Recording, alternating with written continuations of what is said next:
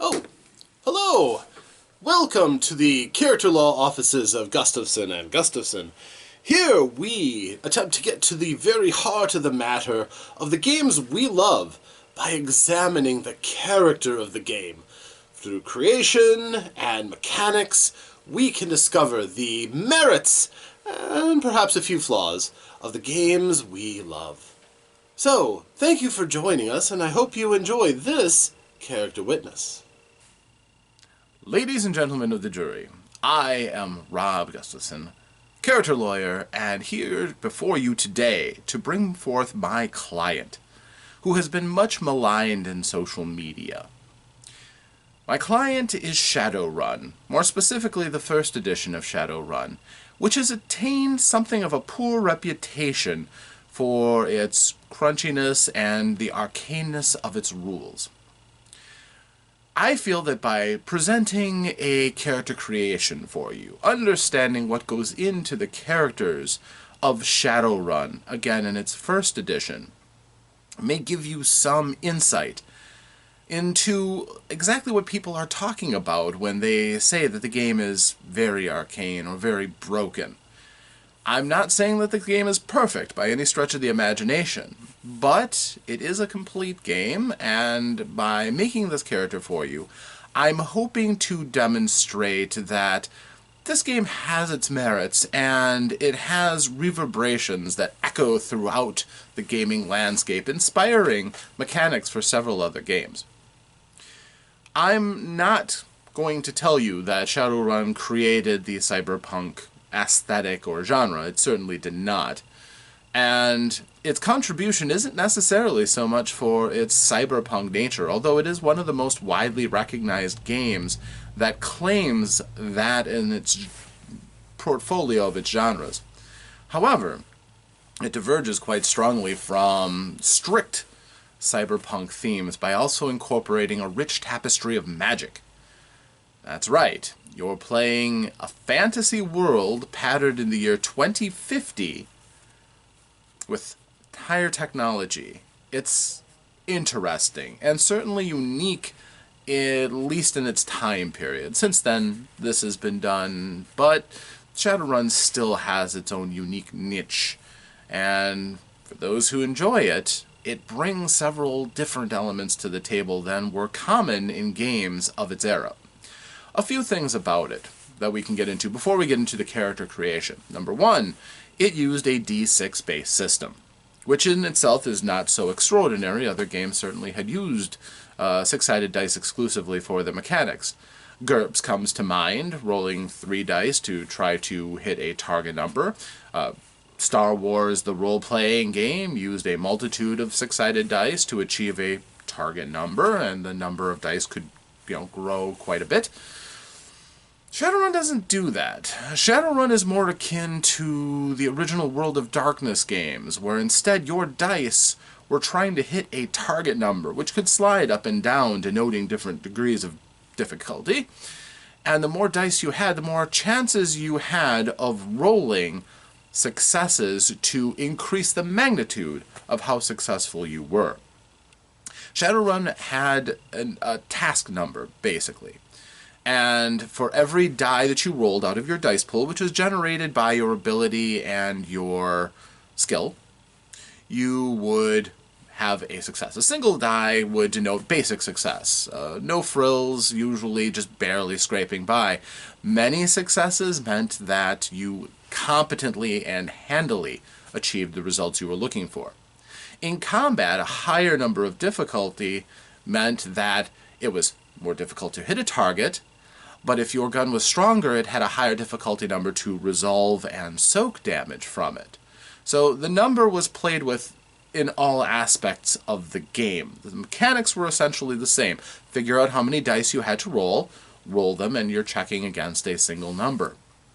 So in that, it had some interesting elegance to the play. The Game Master could control to a high degree how difficult the players would find a particular task, and more powerful weapons felt more powerful because the damage that they did usually stuck, creating wounds that could not be soaked very easily. Now, another mechanic that Shadowrun had was the idea of dice pools, which was an element of, effectively, it was a limit on how much a person could do in a given scenario, usually in terms of reacting to things. So, for instance, you would have a dodge pool. If you were attacked, you could use dice from your dodge pool to attempt to soak the damage, to reduce it. But if you rolled enough dodge dice to completely reduce or to...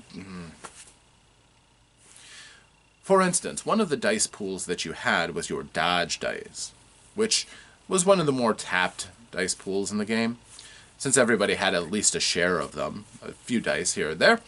But you could use your dodge dice to reduce the damage of an incoming attack. And if you rolled more successes with your dodge dice than the incoming attack had to hit you in the first place, you would dodge completely. So that could be very, very useful.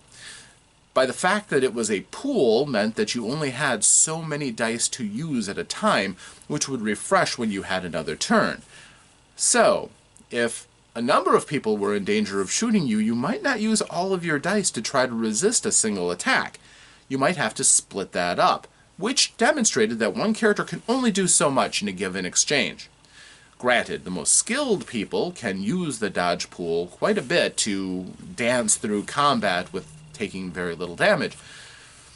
Other characters might have a different approach to their combat doctrine, having incredible armor, or being of a different race that can soak a great deal of damage, like a troll or an orc, might be the way that you get through and survive in the year 2050. There was also other types of mechanics. There was magic, I think I just mentioned. So yes, you, alongside of your cybered up orcs and trolls and dwarves and elves, you also had mages. You had two types, actually. You had shamans, who tapped into the animistic spirits. And you had mages, who did spells by incantation and gesturing.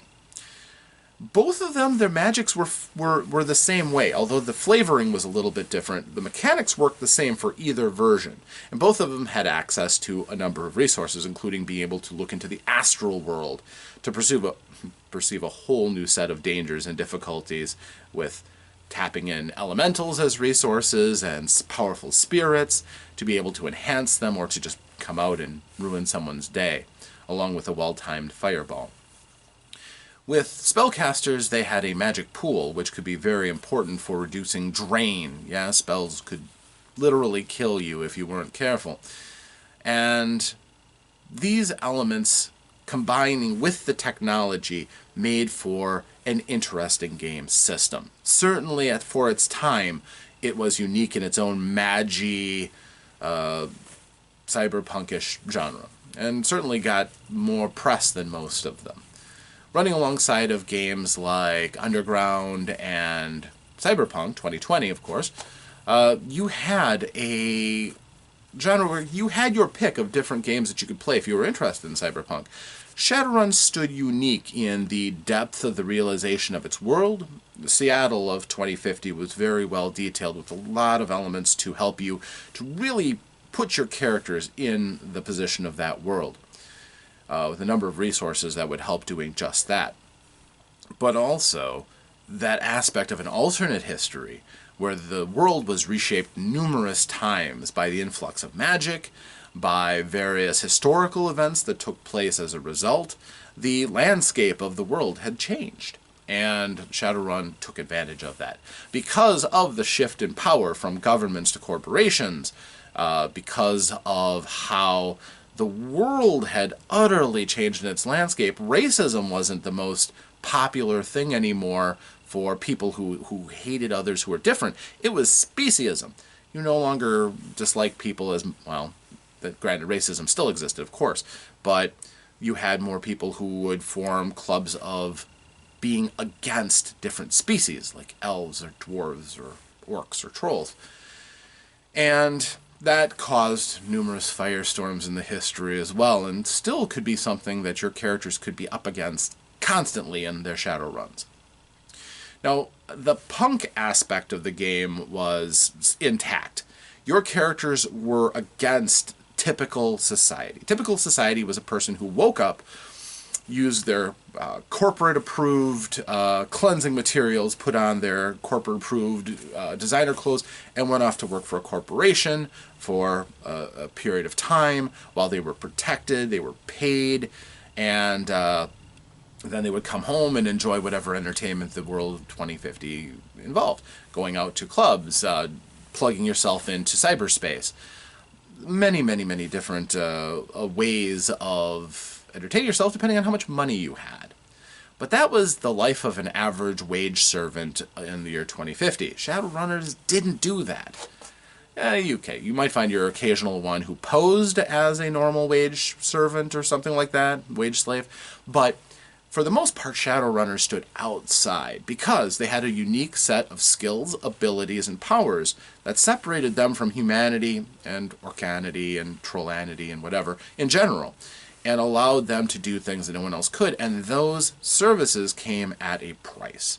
Shadowrunners could get rich. They were always looking for that next get-rich-quick mission, Shadowrun, constantly upgrading their abilities, their powers, and their gear so that they'd be able to take on tougher and tougher challenges. Does this sound familiar? Because there's a lot of parallels between games like Dungeons & Dragons and character advancement and Shadowrun.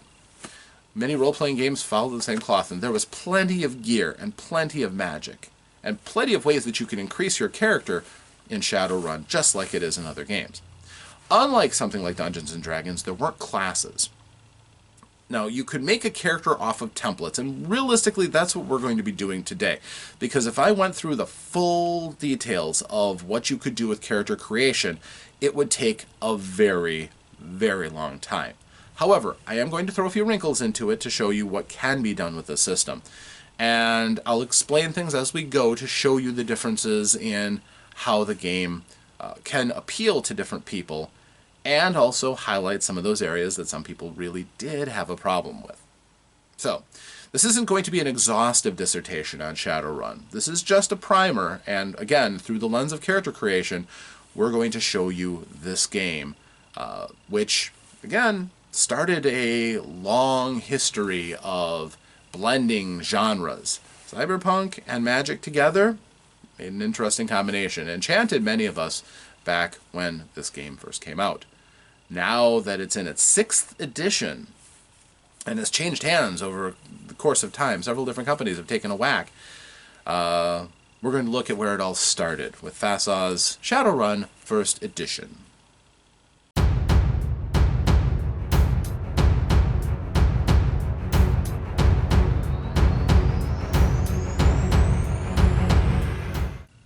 Shadowrun has 2 ways of making characters primarily. The easy way, and then the more lengthy way.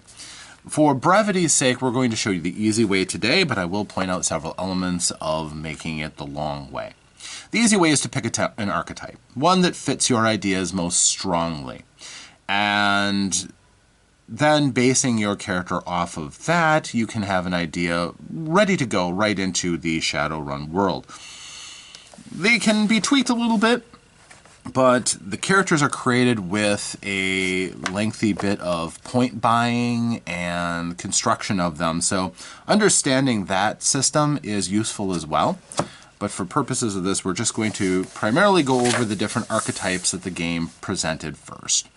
And they try to show you numerous aspects of different types of Shadowrunners so that you can pick one that appeals to you most strongly.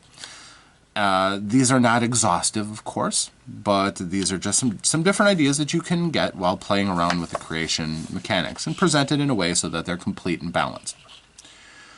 First of all, we have the Burnt Out Mage. Now, this is the character we'll probably be taking as an example because this one crosses a couple of different levels. This is an example of a wizard, a mage, who, for one reason or another, lost a lot of his potential for casting spells, so to stay competitive, he went and got cybernetics. Now, there's a balancing act in magic. Usually you stay as far away from cybernetics as you can because it cripples your magic ability. As you lose more and more of yourself, your personal essence, to cybernetics, your magical skills inevitably and irrevocably suffer. The Burnt Out Mage is an example of that. He has several spells that he can cast, but they'll just about kill him because he doesn't have much magic ability left in him. So that leaves him vulnerable when he tries to do anything related to magic. So he compensates. He has stronger gear and cyberware that helps him to try to stay competitive in the world of Shadowrunning. Still, his expertises in magic do give him a little bit of an edge. He understands things that are magical, and he can still use basic abilities fairly easily. So, there's the Burnt Out Mage. Then you have the Decker. Anybody who's read Neuromancer or a lot of cyberpunk would understand the idea of a Decker. A person whose primary skills is that they are a savant. They are brilliant at the virtual reality that is the Matrix. Now, if you've seen the Matrix, yes, it's a lot like that. It's just that their world is a little bit more artificial. It is difficult to step into it and completely believe that you are in an alternate world. Although there is software that allows you to do that, the Matrix itself is a lot like the internet. It's huge, vast, connects just about everything, and in it you can be kind of what you want to be. For a Decker, that often means that they are the king of the urban jungle in the Matrix. Outside of the Matrix, they're generally much, much humbler, although they may have plenty of ego and attitude still. They don't have a ton of cyberware, just the stuff that is necessary for their cyberware to work. Their money, it all goes into their cyber deck, which is that little keyboard looking thing there. With that, they are incredibly powerful in the Matrix. The Detective is an example of somebody who is more organic. They have a lot of skills and abilities, no cyberware. They have a lighter touch than many of the others, but they have a lot of contacts and skills which can be invaluable to a group in acquiring information. The Detective is the information gatherer of the group, and that can save your life as easily as a combat shotgun on a Shadowrun. So, again, not a lot of cash went into gear, a variety of skills, very skill heavy, solid attributes, but not fantastic, no cyberware, but lots of contacts. So this is almost an essential character to at least know, if not play, in the game. Here's an Elven Decker. Elven Deckers have a slight disadvantage because they didn't get to spend as much money on their cyber deck. The cyber deck isn't quite as hot as the one for the Decker. But still, with their assets, their heightened quickness and ability, that can be a large advantage. They're still very, very skilled and very, very potent in the Matrix. The character, the Dodger, in the opening story, Night on the Town, was an Elven Decker, and they're quite good, quite good. They don't have, as I said, a little bit less gear, but then again, on Shadowruns, you're trying to get money, which allows them to get cooler gear. So over time, Elven Deckers can be just as powerful in the Matrix. The Former Company Man is somebody who has high amounts of attributes and strong cyberware. Also, pretty good guns. This is, again, a person who is put into it because he used to work for the company, and as a result, he knows corporate culture, and he's also experienced with using violence to attain his ends, which is what was valuable for him in the corporation.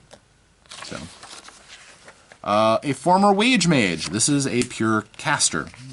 She has lots of different magical spells, different packages, so that you can have different types of wage mages. But she is out of the system. She still knows something about culture, and she is, still fairly exotic, but she is a wizard spellcaster in Shadowrun. No cyberware, staying far away from that. Few corporate contacts, but largely it's her magic that makes her powerful. The gang member is an example of somebody who doesn't have a lot of money and doesn't have a lot of potent gear, but they have really, really high attributes. They are capable of going out into almost any direction because they are near top of the line as far as their human stats. Very little cyberware, just some hand razors for personal defense and retinal modification, low light vision.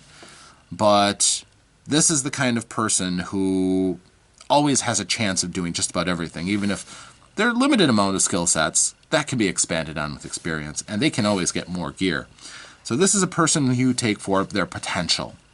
And again, they come from the tough street, so they had to get tough in order to survive. So, like that kind of a character. You're kind of facing an uphill battle, but it can be quickly remedied by more gear. The Merc, on the other hand, is your classic example, and the Orc Mercenary right next to him, of somebody who starts out with a lot of guns and hardware. They have solid physical skills, decent attributes, but they are very focused in being expert at fighting, and fighting with big guns, which doesn't always work in Shadowruns, quite honestly. The heavy armor that they start out with, that's generally going to work against them for some Shadowruns where a lower profile encounter is the norm. Also, weirdly enough, this Merc has just his light machine gun, which is a pretty impressive piece of kit. For lower profile, all he's got is an Ares Predator, which is a solid pistol, and no other armor other than his heavy armor. So this is a person who is not subtle at all when they're using all of their gear that they start out with. This is a person who desperately could use some variety in their gear, and that's something that they'll probably focus on quite quickly when they learn what's really needed in a Shadowrun. Same with the Orc Mercenary. Again, you're not dealing with a lot of personal advantages. A bit stronger than the human, as you might expect. The gear isn't quite as flamboyant, just a simple armor jacket and a decent assault rifle and a knife. That's all they start out with. That's pretty bargain basement. But their physical strength and their variety of skills helps keep them in the fight, and they can be pretty tough. Riggers are kind of like deckers, but instead of going into the Matrix, they plug into vehicles and pilot them expertly. They have some cyberware, but most of it is detailed in being amazing in any vehicle they can plug themselves into. Now, Shadowrun is kind of an interesting game in that it has several different elements. For instance, you have the street level elements where your physical skills and cyberware are extremely important. You have the magical realm where nobody else can really go. Only wizards are allowed to go into the magical realm. And there are some monsters and creatures that really can only be fought with magic. That kind of excludes everybody else, so oftentimes lots of things have to be happening simultaneously. There's the Matrix, where really only the Deckers are going to be able to do heroic things, although others might be able to tag along and watch. And then you have vehicles, where everybody can kind of drive and everybody can kind of shoot, but the riggers are the masters in vehicular combat. Most Shadowruns should have some sort of vehicle combat or chasing or something if you have a rigger in the group. Otherwise, they just kind of sit around. Now, later versions of Shadowrun do address this. They have combat drones, which are basically, they put the rigger into the more street fight level. And with the right drones, they can be pretty nasty too. But in this game, in the first edition, they are your expert getaway drivers. They can sometimes remotely operate vehicles to help out the group, but they excel in vehicle combat. The Rocker, another example of somebody who's got a lot of skill in non-Shadowrun related stuff. Decent, very, very decent attributes, but not a lot of gear that's going to really help them out. They are kind of a fish out of water, but they are a popular choice for some reason. There's always somebody who wants to play something like a rocker in every group. And sometimes fame can get you into places that guns can't. So there is an advantage to having a rocker in your group, although it takes a while before they get a heavy touch. Again, gear does amazing things to balance that out. You have your Shaman, who is the flip side of the Mage, and right across from him is the Street Mage. Both of them are magicians of different flavors. Shamans use the animistic spirits. Street Mages work on elements, but both of them do magic, and both of them relatively lightly armored, relatively poor gear, no cyberware, of course, and they are going to provide the magical punch for a Shadowrun group that they belong to. They may kind of look like, different sides of the same coin. They have more in common than they do differences. Although in Shadowrun, it's often about your style. Your sense of style is so important in the game. Your street shaman is similar to the shaman, except instead of more the nature spirits, the street shaman listens to the spirits of the city, and they have a different style and a different attitude. Some stride the gap, like dog is more of a spirit of the city, but can understand the spirit of wolf out in nature. Street shamans can be very common in cities. Shamans generally tend to be more nervous in cities. But still every bit as much of a part of the attitude and atmosphere of Shadowrun. Here's your street samurai. This is the classic, a person who is cybered to the gills with combat enhancements.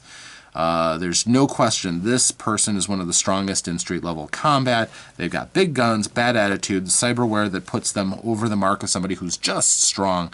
Your average street samurai can wipe the floor with a gang member easily, and that's not even including all the extra guns and nasty stuff that they have.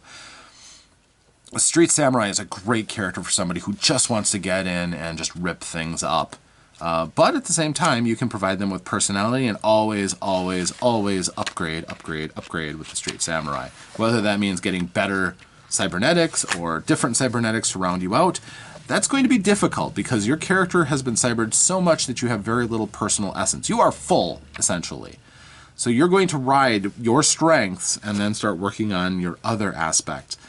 But adding new cyberware is something that you just really can't do with this character. It's just too much in him already. But what he's got makes him absolutely amazing. And then finally you have the tribesman. The tribesman has no cyberware, and this is an example of somebody who does not have magic. Because you're in Seattle, which is right on the doorstep of the Native American nations, yeah, when magic came about, the Native American nations rose up and took over a large part of what was the United States. And borders on, actually Seattle is kind of almost a joint share between Native American nations and what's left of the United States government, but more heavily United States. But there's plenty of American Indians that do pass into Seattle, and this tribesman is a person who has their own motivations for going shadow running. They are still separate from the common corporate culture of most people's experience of life inside of Seattle. So again, bringing a completely different outlook and purpose, probably trying to make money for their tribe, quite honestly, because that is often the motivation. So we are going to we've looked through all these templates. We are not going to, as I said, create the character from scratch. We're going to go with a burned out mage, because I can then show you a little cyberware, and I can show you a little bit on magic. So that suits my purposes nicely. So, street name, let's see. Let's write down the specs first. And as I said, we are going to take things pretty much straight from the character that we see. A body of 3, that helps you to resist damage. So having a decent body is good. Humans start on a scale of 1 to 6. So different races may have higher top ends. For example, a troll's strength can get quite a bit higher than 6. So quickness is 2, but modified by 3 by cyberware. Strength is 3, modified to 4 by cyberware. Charisma, 1. This is a person who's not a talker. They are fairly burned out because of their experiences and therefore don't have a lot to empathize with other people with. They have an intelligence of 4. They were quite smart. Willpower of 4. Still fairly strong willpower.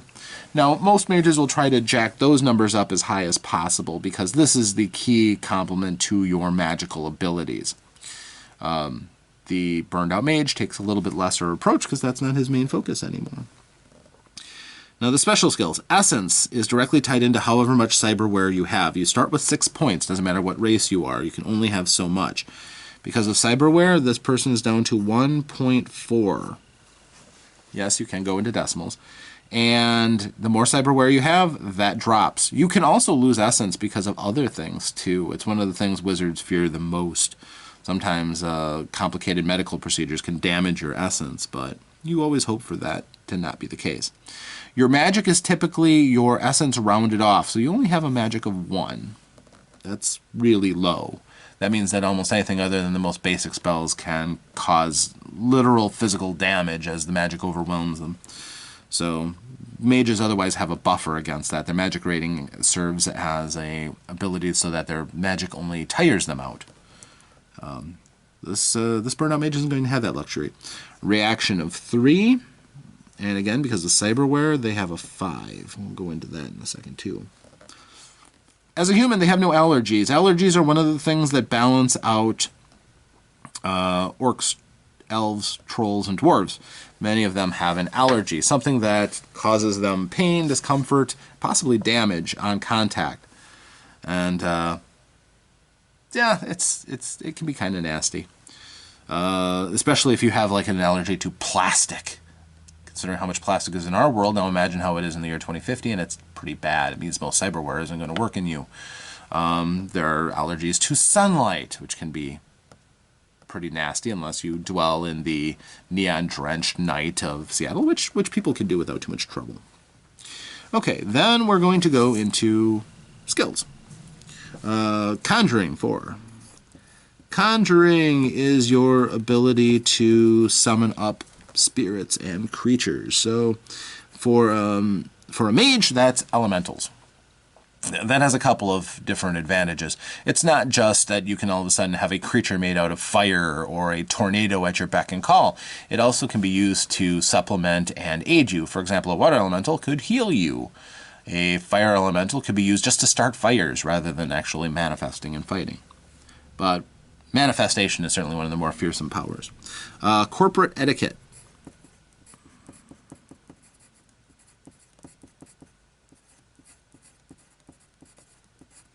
And that is a 2. This person worked for a corp, so they observed a few things and they know something about the corporates. So when you're dealing with a corporate contact, having etiquette and understanding their ways and means can be very useful for a Shadowrun. Street etiquette.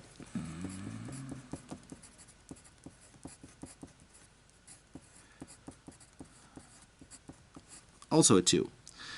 This is being able to maneuver around gangs and, avoid tight challenges. It can be a matter of survival sometimes, just knowing whose turf you're on and, how to get your way out of getting mugged or into a painful scrape. Even if you're tough enough, sometimes having etiquette saves you a world of headache. Firearms 2. This is the problem with being caught between two worlds. They aren't very good at shooting. That could be a real problem down the road, and something obviously that this character is going to want to increase as quickly as possible. Magical Theory 4.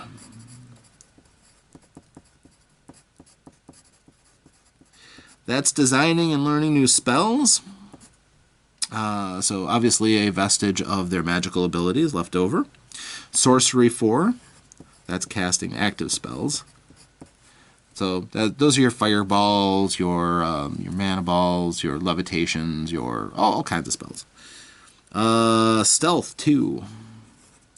So useful on Shadowruns, many Shadowruns at least. Some not so much. Sometimes it's just smash and grab or hit them as hard as you can, but stealth can obviously save your life in a lot of circumstances. And then unarmed combat 2.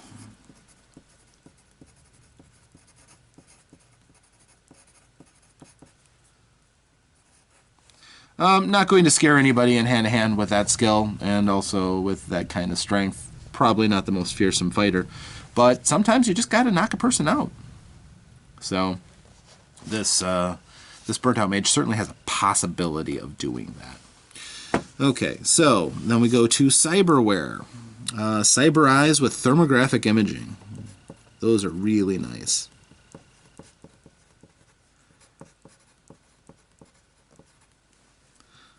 Thermo imaging. Wired reflexes 1.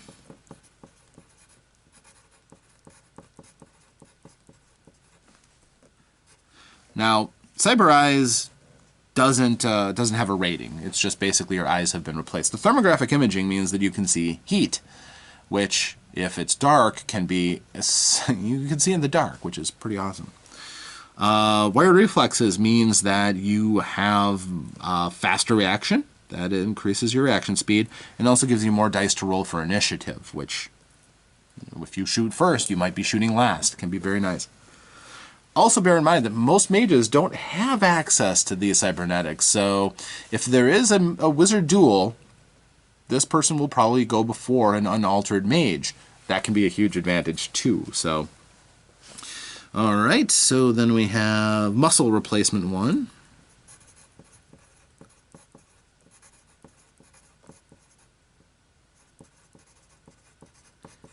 And that is directly enhancing the character's strength. Skill wires 4. Now skill wires are pretty awesome. In my mind, one of the most flexible and useful pieces of cyberware. Basically, his entire body is fitted with cybernetic, basically neural lines, which can guide his body in using skills he himself doesn't know because software can tell him how to do it. So, for instance, if say he wants to be a concert pianist, he can download the software and get the skills of a concert pianist, and his hands will react as if he had been training all his life up to a level of 4, which is really good. So skill wires can be incredibly useful. That also means that my kind of poo-pooing his really low guns and skills and stealth means that he can just slot the right program, and he can shoot up to a level of 4, and he can stealth up to a level of 4 as those programs take over his natural instincts and reflexes. So that is a good way to compensate for having low levels of skills. He has a smart gun link. With a smart gun link and a gun that has been adapted or includes a smart gun hardware, basically you can see exactly where bullets are going to land, which gives you a huge advantage in shooting. So again, even though his firearm skill isn't that good, with this cyberware, he can still be fairly effective with a variety of guns. That also doesn't have a rating. Either you're smart gun linked or you're not. And then he has a piece of Skillsoft. That almost should go on a different list, but for now we'll just do this. Skillsoft. We'll just put Skillsofts for now, but he's got Fischetti Pistol.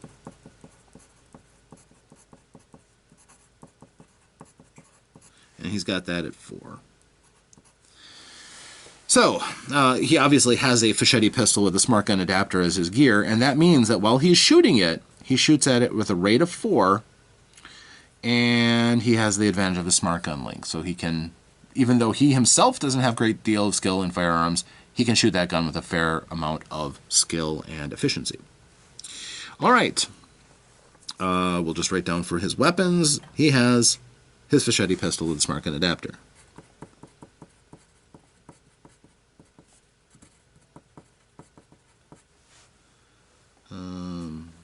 So we'll figure that all out later. That is his only weapon. So you better really enjoy it. For what I remember, the Fischetti is a light pistol. I think this one looks a little bit on the big side. But for purposes of continuity and storyline, I think there's a picture of the Fischetti.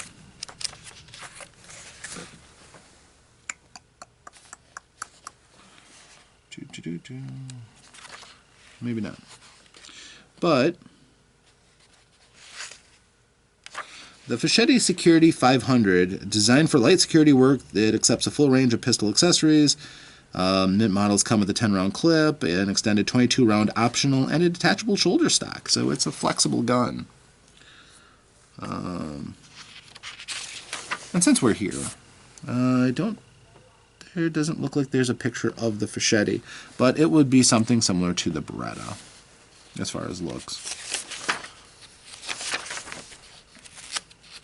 And since that's his only gun, we'll just get the stats for that right here. The Fischetti Security, okay, they have 2 different ratings for its larger clip. Doesn't say that he has one though, so now guns are broken up into classes. You have holdout pistols, light pistols, and heavy pistols, and they'll have different profiles.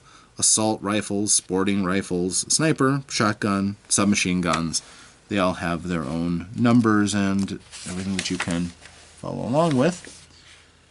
So we will be able to fill all of that out as we go. But we can note its damage code for the Fischetti is 3M2.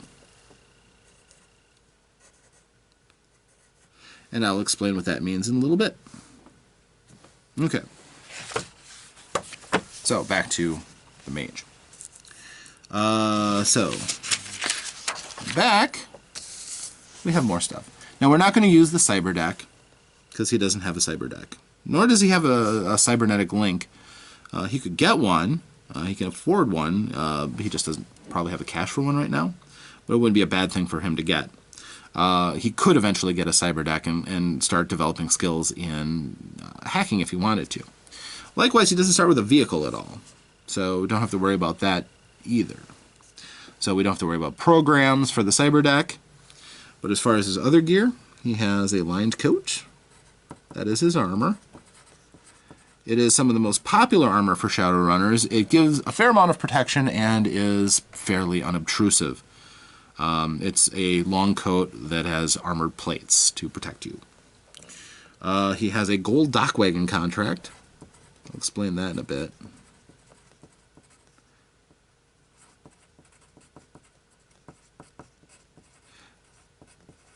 Actually, I'll just explain. Dock Wagon is a company, a medical company, that if you are in mortal danger, if you are injured, they will come and get you. A gold contract means that they will go into some pretty dangerous situations to come and pick you up and resuscitate you and bring you to a medical facility. If you are engaged in something grossly illegal, a gold might get you out, but then you'll still have to face corporate justice while you're in the hospital. But generally, they will not let you die if you have a decent gold wagon contract. Now, there's another step up, platinum, which means they'll basically do whatever they need to get you out. And you have a bracelet that serves as a biomonitor, and if you get hurt, it sends a relay that you've been hurt, and that's when they come to get you. So that's a nice thing for Shadowrunners who are well healed and have plenty of cash. Okay, we have the Fischetti pistol, smart gun adapter.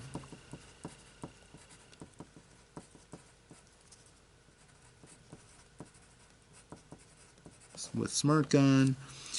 We have two specific spell focuses, 1 point each, and I choose the spell. We'll get that in a second. And one trauma patch rated at 5. A trauma patch is like kind of like a med kit.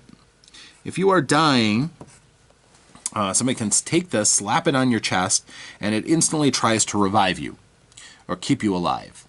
That can be the difference between somebody who lives and dies in Shadowrun.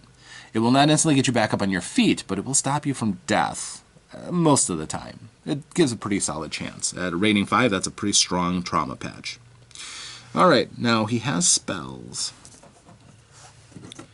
And there are alternate character sheets that have long, lengthy grimoires full of spells. This person has a large range of magical spells. Analyze device.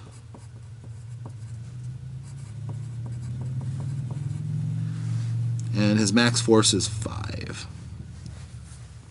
Analyze truth.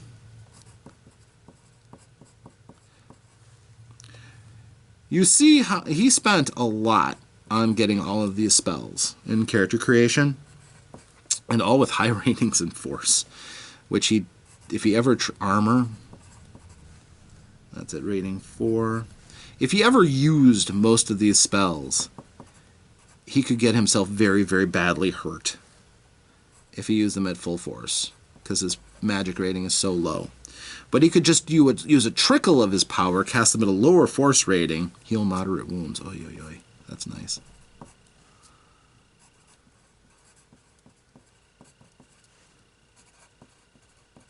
And he could still pull off some nice effects without too much risk.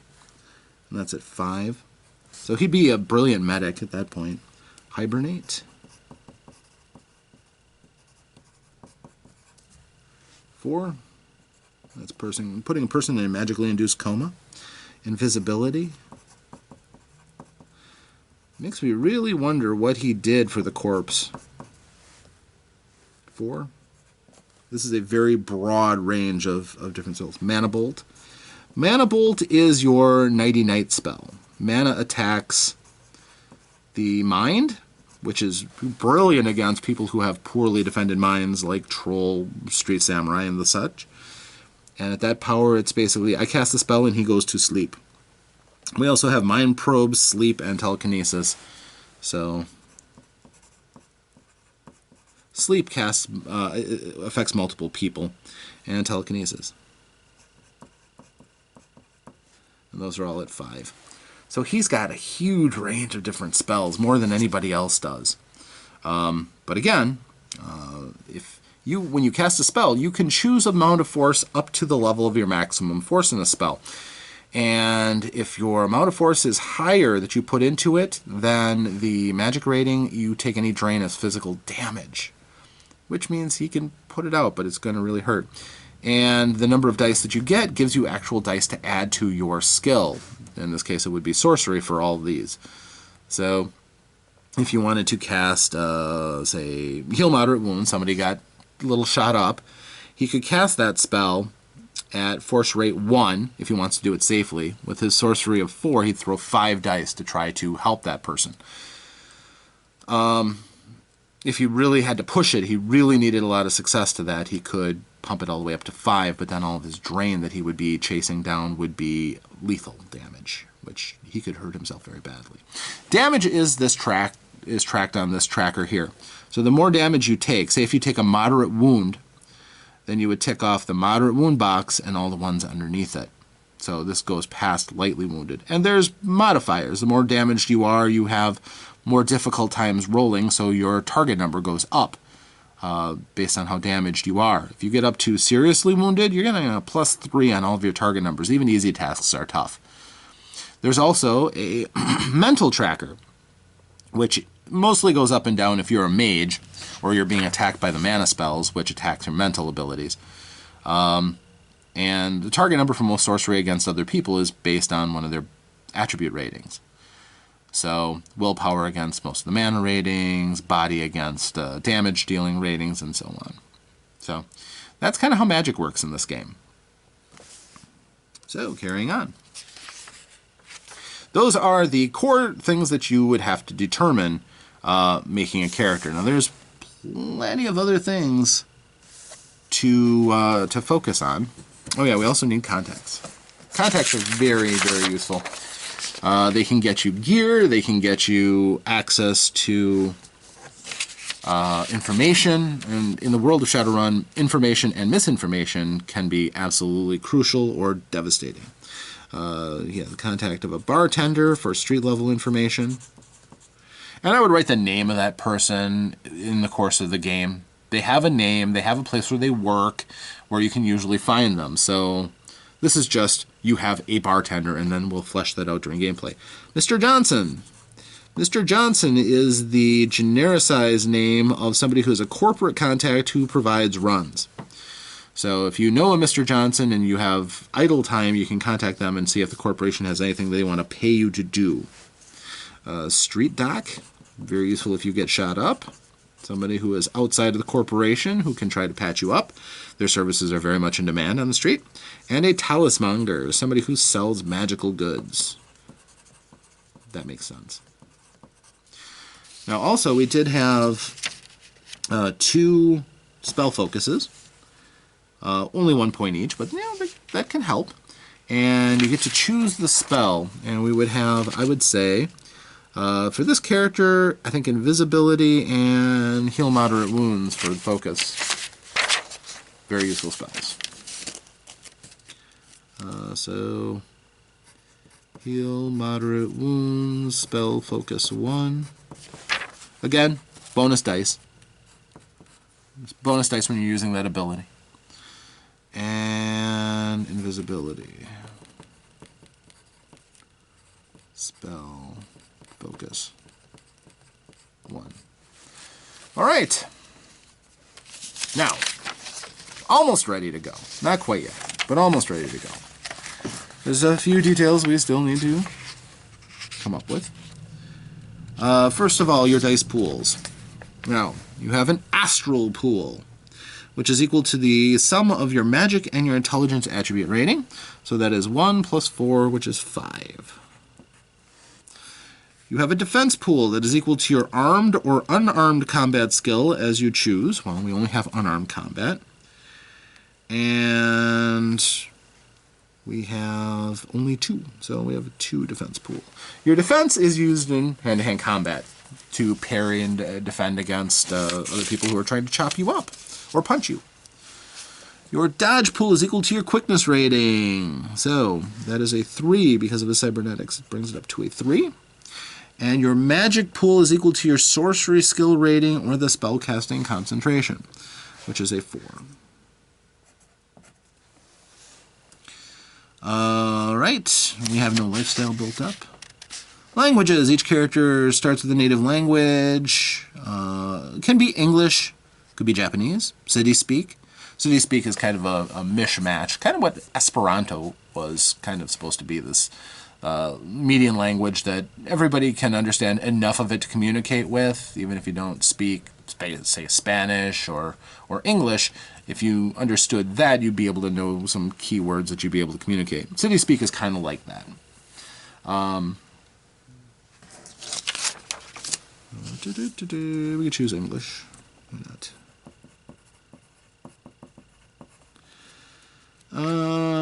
They're also all their own sets of skills and everything too, so that can be useful.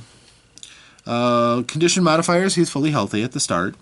Has no allergies because he's not a metahuman. And that would be most of what we would need to do. Now, you can modify the character, and I'm just going to explain how that works. Basically, if you're going to create a character from scratch, this little bit is your master table on how to create a new character without using a template. Basically, you have priorities for each of 5 categories: magic, attributes, skills, tech, and race. And you prioritize those from 0 to 4. 0 means they are of no consequence to you. So, for instance, if you weren't going to make a mage, you could put magic at 0, and you'll be fine. If you weren't going to play a non-human, you could put race at 0, and you would just be human. If you wanted to be a metahuman and use magic, you would pick metahuman as your number 4, as your top priority, and then magic can be number 3 if you're metahuman. So you could be an elven mage or a troll shaman, whatever you'd like. Now, how some of these characters are built. Well, for example, somebody who's highly built on technology and guns would put their priority at 4 for tech, and they would start with 1,000,000 nuyen. Nuyen is, their version of dollars. 1,000,000 nuyen on gear that your character starts with. So everything can be gold-plated. You can have the best guns, really good shadow running cyberware. Several months prepaid on a high lifestyle and a really hot vehicle or a couple hot vehicles. And, at this point, Shadowrunning really has to be your career because you've got so much money lying around, but not a lot of other things to fall back on. If the highest thing that you put in is your attributes, like the gang member, most of your attributes are going to be towards the top end. You might have a weakness here and there, which might help to outline your character, but that's going to be a high priority for your character. Obviously, in the case of the mage, they were built 3, 2, 3, 1, 4, 4, 9, 10, 11, 12, 13, 14, 15, 16, 17 points. So their attributes were only priority 2, or priority 1, actually. So they're not really built on a lot of attributes. On the other hand, skill points, the higher your rate on that, you can get up to 40 skill points at top priority. We have 2, 4, 8, 12, 14, 18, 19. Wait, no. How did I get 19? 10, 14, 18, 22. So, yeah, clearly a number 2 priority there. And then tech would have been the next priority. So this character chose magic first, race at the bottom, they're human, tech, skills, and attributes. And then at the bottom, human. If you're going to be a troll, shaman, your choices for tech, skill, and attributes are going to be considerably lower. Now, you can increase your attributes, and you can increase your skills, and you can always get more money. So, picking the things that you value are important when building a character. You can't suddenly upgrade into being a troll or an elf. You cannot get magic if you don't start out with magic. That is part of the game. So, that is basically how you build a character. Now, that doesn't seem to be that bad, hopefully. It's really not. It's the biggest problem, quite honestly, isn't picking out where you're going to put your attributes. It should be fairly basic depending on what you want to do. If you want to be a street samurai-esque fighter, you can max out your physical abilities and whatever you're going to have for your mental abilities, and maybe pick out a couple things that you're going to be based on. So if you want to be very, very quick and you want to have a good reaction, you might prioritize having some cybernetics that might enhance those things. Obviously, this person needed higher quickness and higher strength, so they're cybernetically enhanced those. But if you're making your character, those things should be fairly simple. And attributes are really quick, because you only have 6 attributes to spread those points between. Skills takes a bit longer. There's a lengthy skill tree in this game, which another thing that I enjoy about Shadowrun. These are all the different skills you can see here. And this shows how they're all interconnected. The way that you'd use a default skill is you use this page and say I want to shoot a bow with this character. Well, what I would do is I would look at where firearms are, and I would look where projectiles are, and I would take the shortest line I could. There's a dot. There's a dot. What do those dots mean? That means that every dot I pass through increases your target number by 2.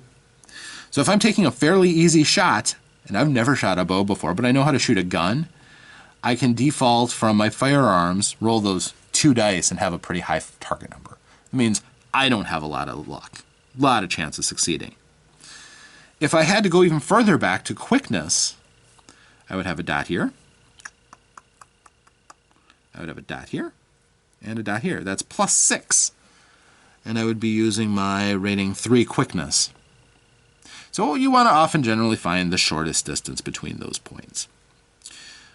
Also, if there's an arrow, you can only go in that direction. So, for instance, if I have military theory, let's say a rating 6, and I'm like, because I know how guns work in combat, I should be able to shoot a gun, even though I don't have any skill. I would go 1, 2, 3. I can shoot with my military theory because I kind of know how guns work, because I understand the theory of guns, but I'd have a +6 to target numbers to shoot things. So I might be able to use more dice, but my difficulty is going to be really high. So defaults can be very challenging, but there is a plan and a path for all of it throughout these skills. So that's how that works. Kind of an interesting method of interreliance and figuring out defaults, but works pretty well, honestly. The things that you should be good at, you'll hopefully have skills on. Things that are close, like if I want to build a bow and I'm really good at shooting a bow, I probably understand the concept of what is involved in a bow, so I probably know how to take care of it. I'd have a +2 difficulty because of that dot, but I could still do it with a fair amount of skill because I've gotten that invested in that type of weapon. So, yeah, that's how skills work. Now, another thing that is possible that we didn't do, but we can, and I'm going to explain it, are specialization. Focus and specialization are or concentration and specialization are 2 ways that you can play around with these numbers a bit. And this is really what takes a lot of time when you're customizing a character. If you are going to focus. You're going to concentrate in one area. For instance, firearms is pretty broad. That's a lot of different things that you can shoot. But if I'm going to focus on pistols, for instance, which would make sense for this character, basically what would happen is my skill in firearms would go down by 1. It would be down to a 1. But my focus in pistols would go up to a 3. So I'd be better at the expense that I didn't spend any time really working on machine guns or anything like that. Specialization is a way to get even better, but even more streamlined. So for instance, if I was going to specialize in the Fischetti pistol, I would have in this example, I would have a Fischetti pistol skill of 4. I would have a pistols focus of 2, and I would have a general firearm skill of 0. So from a base default, specialization gives you a +2, leaves the base skill at the same level that you normally would be, but it would only be a focus, concentration, and then your base skill would drop by 2. So that's how specialization works. We didn't do it. We could very easily have done that. Magical theory, if he would have concentrated on the aspect of magic that he cared most about. Those are broken up into different schools. It would make sense, a lot of sense actually, to choose in Conjuring, for example, if you wanted to focus on particular types of elements like fire elementals. He could do that. Would drop his Conjuring skill to 3, but fire elementals he'd have a 5, which could be very useful. Sorcery can be concentrated on by the spell purpose category, like combat spells or manipulation spells. And also there's possibilities for ritual sorcery, which is another kind that doesn't enter into Shadowruns very often, but can be very useful to a mage character. It takes a lot longer to cast a spell, but can have fairly potent effects, and pretty much can wipe out range if you do it right. Social skills can have their own concentrations too, and specializing down is going to deal with smaller groups. For example, you can concentrate on, let's see, say etiquette is already kind of a focus, it requires. There's no general etiquette. So corporate etiquette is going to be different from street etiquette. But if I wanted to specialize in, say, dealing with the Halloweeners gang, I could do that with street etiquette. And then that would be etiquette gang as a focus, as a concentration. My street etiquette would drop to 0. My gang street etiquette would be at 2 for focus, and I would specialize in the Halloweeners gang etiquette at a 4. Just an example of what you can do. So that's focusing and on and highlighting things. That is a quick solution to getting higher scores by knowing what you're interested in doing. That is available for almost all skills. You can concentrate and you can specialize in almost everything. But the thing that really, really can cause this to drag out is if you have money to spend in tech. Because the shopping list is extraordinary. Obviously, it can get even greater if you get extra books to supplement what you have access to. Yes. But for purposes of just showing you the basics, that what we can show you through this character, we know a few things. We know he's got a gun. We know he's got armor. We know he's got cyberware. So, again, we know that his gun is a fairly decent gun. But what does this mean? What do those numbers mean that I just brought up? That's actually fairly easy to explain. The first number is power. The 3M2 that we have over here. That first number is power. And that is, again, wounds that are inflicted with that gun use the power to determine how hard it is to resist damage. So if I shoot somebody with this gun, they would resist the damage with their body rating. Now, say I shot myself. I have a rating of 3. If I hit myself, just 1 success, just enough to hit myself, it would do moderate damage, so that would be moderate. That'd be 3 ticks off of my track. I would resist by taking the 3 dice that I have in body and rolling them. Everything that's a 3 or higher knocks down, it counts as a success. And how do successes matter?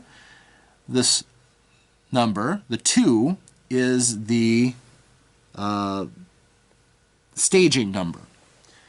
I need 2 successes to knock the damage down a code. So if I roll 3 dice and I get 2 successes, those 2 successes mean that I've reduced the damage down from moderate to light, which is only 1 tick on the bar.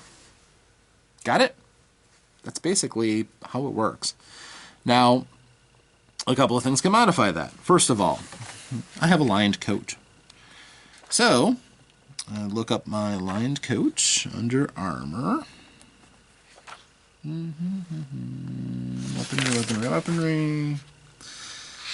And if you can just see from these pages, there's a lot of gear to consider.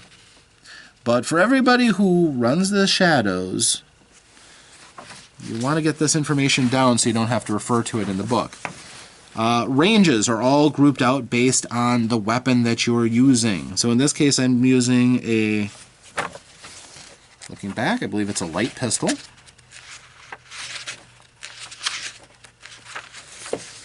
The Fischetti Security 500 is a light pistol, yes. So I would look under light pistol. Short range is 0 to 5. Those are meters. 6 to 15 at medium range. So if they're 6 to 15 meters away, they're in medium range. That all changes the target number that you're shooting for. The range determines your target number. Let's see. And that is short range is target number 4, medium range is a target number of 5, long range is a target number of 7, extreme range is a target number of 9. I usually write those alongside. So for my own reference. So 16 to 30 and 31 to 50.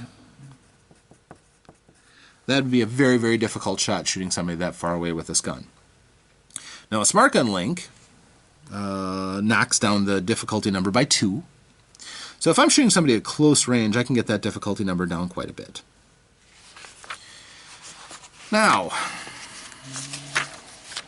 and I'm rolling 4 dice because of my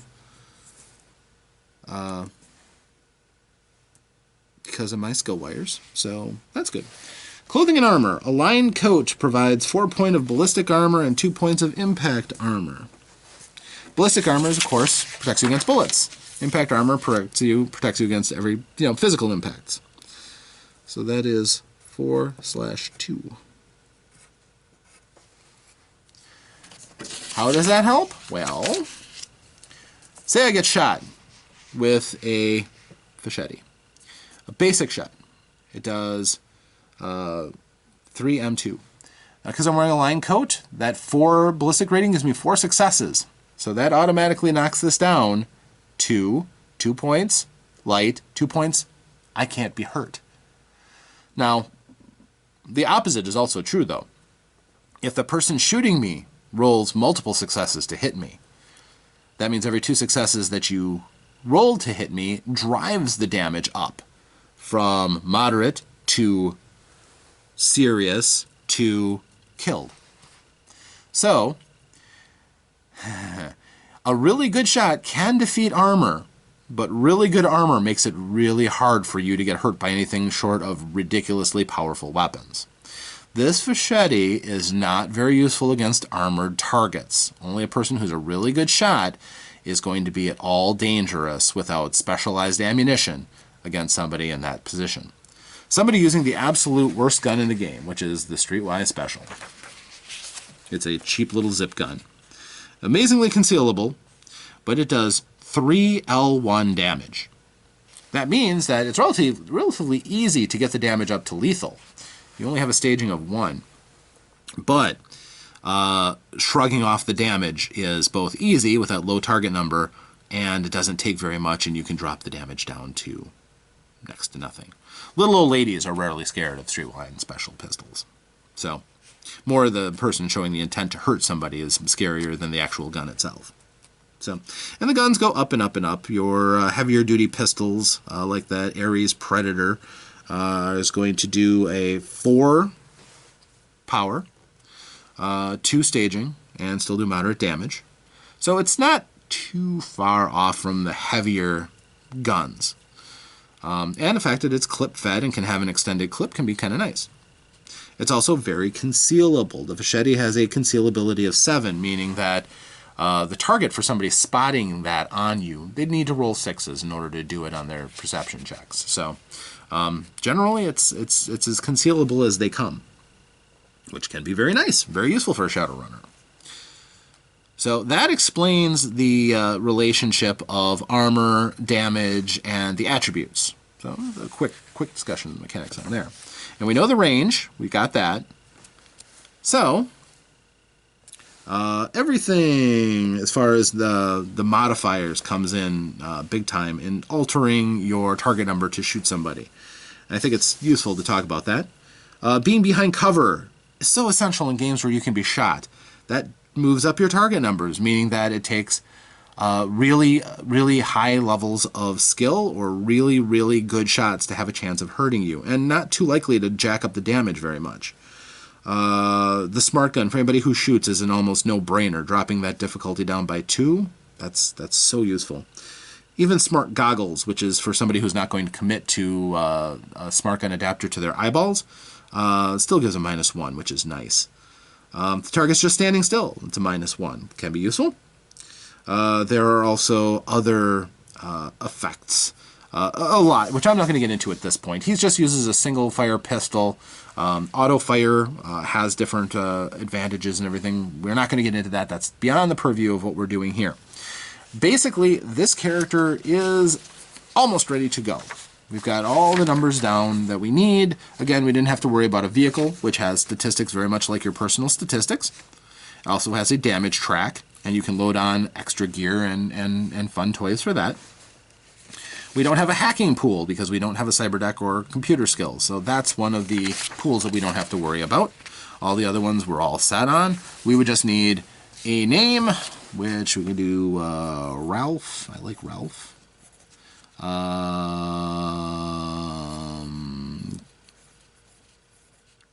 Kosakovich. And street name. Boy, with all those spells. But with he's going to have a reputation for being really non-committal with using his magic. So we're going to do, or no, I have a better one. He casts a spell and he's out for the fight. So one shot, Ralph. Sex, male. Race, human. Karma, none to start with. Karma is what you use for character points or experience or what have you. It allows you to increase your statistics. It also can bail you out of trouble. You can burn karma to give yourself bonus dice to roll or re-roll failures. So that's nice. A good narrative use of, being able to use the assets that you earn through good roleplay. Archetype is the burn out mage. Lifestyle right now is street level. He lives on the streets. He has no home, and he hasn't spent any of his money on bettering himself. So that's definitely going to be a priority for him, is he wants to get off the streets. So we are done. That is the character. So hopefully you've enjoyed that. And back to me. So here we have a new Shadowrunner ready to hit the streets running. Ralph is an interesting character in that he's got conflicting strengths going on. He has massive potential, but he'll never get that magic skill back. Short of the right extra book to add on. Well, we can talk about that when we get to those books. But as of right now, he's kind of a tragic character. He was a brilliant mage. He had a lot of spells, and quite honestly, spells are bought with cash. So he spent a healthy chunk on his cybernetics, as well as his cash input. he probably, if I was going to make that character, I would have taken half of those skills and got him a better gun, because that Fischetti pistol is kind of laughable. This character is definitely going to be relying still on his magic. There's no way around it. That gun is just puny. And maybe a matter of pride of him that he can actually use it to defend himself fairly well. He's still going to use mana bolts and sleep spells to put enemies down. He's just going to have to use low rating and chip down at them rather than putting an entire group to sleep with a single spell. He can't do that anymore, not without killing himself. So he's probably going to use low-powered spells and try to solve situations with a lighter touch. And with his power rating, that's about all he can do. But as far as potential, through the roof. There are means of increasing your power rating or your magic rating down the road if he gets into initiation, which is in the Grimoire source book, which we'll cover at some point. But right now, he's got huge potential, and he's very likely to take somebody down with him. But he needs money. Clearly, he needs a fair amount of money, both as far as his lifestyle. He needs to upgrade his gear. His line coat could serve him quite well for a career run through the shadows, but there are other options he can explore. Obviously, his gun skills need work, but he can also get skill softs. Getting skill softs does not lower your essence, and he can go and get a lot of inexpensive skill softs that could really help him out. Language skill softs, so he could fluently speak Japanese or one of the various Native American languages from the surrounding area. He could obviously get more combat skills, certainly, but a wide variety of different ones. Once you have skill softs, there's just the cost of getting the skills. Most of them are legal. So, if you want to be, again, a virtuoso piano player, you can't quite get to that level. You can't get master level, but he can get very, very competent at just about anything. That's always been a fun cybernetic that I've always thought was really cool. Very invasive, however. You can't get that and a lot of other cyberware, because to get high levels of that, it's pretty rough on the essence. I did demonstrate, though, a little bit of how magic works. When you cast a spell, you determine the power, and each spell has its own drain code.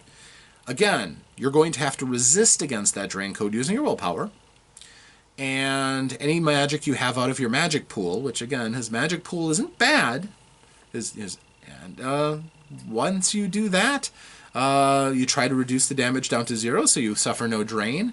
If you do, and your power level is that you cast the spell at is equal to or less than your magic level, it's mental damage. You're exhausting yourself.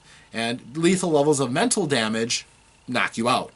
Taking more mental damage will track over to the physical damage, though, so you still got to be careful, especially if you're already suffering from some previous drain. But the game has different mechanics that cover a wide variety of things. Reaction and fast reaction times. That's your dodge pool, and that is something that's pretty cool. A way that you can completely negate a deadly shot by really focusing on avoiding that attack might leave you open to being attacked by other people. Nobody can dodge everything thrown at them if a wide variety of people are attacking you at once. Likewise, your defense pool helps in melee combat. Somebody who's really specialized in melee combat can deflect and parry against very skilled foes, certainly. But against multiple attackers, somebody who's really skilled can divide their pool up and still do pretty well, and try not to get too chopped up in that process. The different races. Obviously, some of the advantages to being a troll means that you have a higher body rating and a higher strength. It does mean that you have penalties that offset that. You have a lower quickness rating, and your mental abilities take a hit. If you're an elf, your quickness is increased, but your body rating suffers a little bit. Although elves really do have some of the more advantages and almost no disadvantages. It's about focusing in the area that you're going to concentrate on. Although some people really like to take characters that are opposite of what you would think. For instance, if you're going to, say, make a troll or an orc who are bigger and stronger types, but you're going to put them into a cerebral role, like a troll decker. It's kind of a joke on the streets that he's as useful as a troll decker. Yes, you can get really good levels of skill and be a troll and be a decker. But again, we saw how the character creation went. You aren't going to start with very much as a cyber deck. And if your first priority is being a metahuman, that means you're going to be, suffering from some diminished skills. So unless you really, really focus and that's all you're good at, you're not going to be a great decker. But the fact that you're a decker at all, potentially, could be huge. And again, decking skills are something that you can buy. You could get skill softs in decking skills and, fake it. Trolls can get cyberware just like anybody else, which means troll street samurais are brutal. Just brutal. Now, complaints that some people have had. Now, I've explained to you how the dicing works. You figure out how many dice you have to roll, you roll, and you aim for a target number. That's not all that difficult. It's fairly similar to what you would experience in something like, say, for example, Original World of Darkness, where you take your attribute, your skill, or whatever, take those dice together, roll them, and you're shooting for a target number. It's really the same thing. However, because you have a scale of 1 to 6, you might have noticed some of those target numbers were higher than 6. Basically, if you roll a 6, you get to take the dice that weren't 6, put them aside, and re-roll the 6s and add those numbers to the 6. So theoretically, you could roll, in the 20s. If you rolled 6s and then roll another 6 and then roll another 6, you can do that. It's possible, but what it really means is that a 6 is the same as a 7 and almost the same as an 8.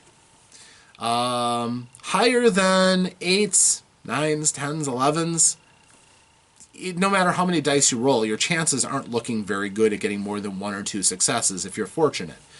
But of course, there's always the stories about that one roll that was amazing. Playing around with the target numbers is basically how you succeed. Giving yourself softer target numbers to be able to allow more of your dice to land is the strategy that generally seems to work. There are two primary problems with the game that I hope this has outlined, is that the game is very much paper, rock, scissors. Your folks on ground level, your straight samurais, are going to be dominant against people who aren't focused on that. A rigger outside of their vehicle, a decker, a mage who isn't using their magic will absolutely get rolled by a straight samurai unless their gear is really good. Hey, you put a mage in heavy armor and they might be able to survive that attack from the straight samurai. A mage using magic against almost anybody else usually results in a very one-sided affair. Using, for instance, a mage who's got a well-rounded selection, using the right spell for the right target, say using a mana bolt or a mana ball against a armored target, they will often not have the greatest of mental attributes to resist, and you might be able to knock out a foe, especially notoriously trolls, with a well-placed mental attack spell. And against foes who aren't wearing armor and aren't particularly strong, the magical damaging spells of Power Bolt, Power Ball, Fireball can be absolutely devastating. The trick is not draining yourself into unconsciousness when you do it, and smart mages know how to play with power so that you keep it at a level that you can. But when you really need to cut loose, you can do amazing things with magic. Also, you can go astral, which means you can actually project yourself astrally and have adventures that no one else can participate in. This is a challenge for a game master, because if you have a site the group is Shadowrunning to, and you put in magical defenses, the mage might try to go into astral space and deal with those challenges, especially if they're really confident and really skilled. And the rest of the group, they guard the body, they watch and hope. That's about all they can do. So there's that. Then you have the Matrix. Now the Matrix is the plaything of deckers. There are threats to deckers called ICE, intrusion countermeasures, and other deckers that are a threat to deckers when they're running the Matrix. But when they're there, they have a collection of different programs and skills which allow them to do all kinds of things. Attack hostile programs and attempt to shut them down. Attempt to break through passwords and barriers so that they can get in at the juicy pay data behind it. They can manipulate objects and devices by going into them in the Matrix, and almost everything has the ability to be worked without using a physical... Think about a smart house today where you can use your smartphone and you can make sure the doors are locked. You can turn on lights throughout the house. You can adjust music playing throughout the house. That's just a hint of what a Decker can do. So, yeah, they are supremely powerful once they get in the Matrix. Not so much outside of it usually, although a little bit of gear can address that. You can give a Decker an assault rifle and put them into decent armor, and that's going to cost a lot less than getting your Street Samurai a hot cyber deck and implants so that he can try decking, as well as all the time it'll take him to learn the skills to be decent at it. So, again, paper, rock, scissors, right? While the Decker is doing his matrixy things, usually everybody is standing around guarding his body. Now, that can be very tense if there's this big firefight. At the same time, there's this astral combat. At the same time, the Decker is going into the Matrix.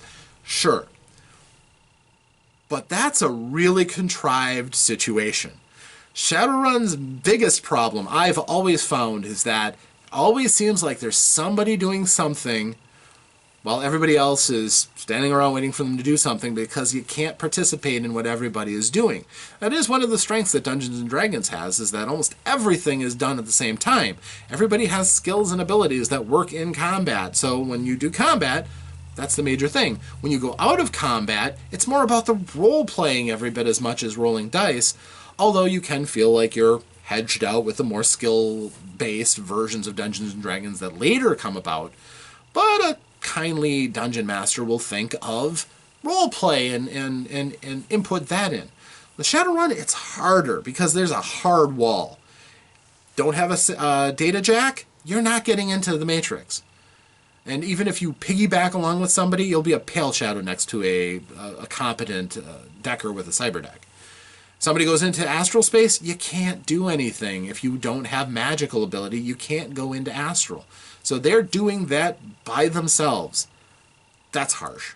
It really is. Also, the damage, the combat system is kind of wonky. I'll give it that. Having a staging rating that you have to slide up is tough. That means that a gun like a Streetwise Special that has a 3L1 is easier to kill somebody with than a machine gun that does, I believe, say 4 Sirius 3, which, or say 5 Sirius 3. I think that's the Ingram Light machine gun. 5 Sirius 3 means the power rating is high, so you have to make higher rolls to soak it. It starts out at much more serious wounds, so you don't need to increase much and you're going to kill somebody. And 3 means you have to really get a number of successes to cut that damage down, meaning that taking a shot from that gun is probably going to stick with a wound of some sort. But that also means that you, shooting somebody, need to have 4 successes to kill somebody with that. You need to drive the damage up 3 steps to go up to lethal damage. That's a little strange for some people. And that's something that later editions do address. But as far as the first edition goes, that was kind of arcane. And it is possible to completely pooch a soak roll, but armor is king. Armor allows you to just about ignore some types of incoming fire. Light pistols aren't scary if you have partial heavy armor. On the other hand, that's big bulky armor, and a lot of Shadowruns, that's not going to be an option. That's why the line code is so popular. 4 points of ballistic protection is good protection. Very solid. You can go up from there, but then you start getting more obvious armors. You can go down from there if you want style, but that's pretty much it's the chainmail of the time. Good, solid protection that can genuinely save your life and make it very hard to kill you with a single shot. Likewise, some guns stick out. For instance, the Ingram Smart Gun.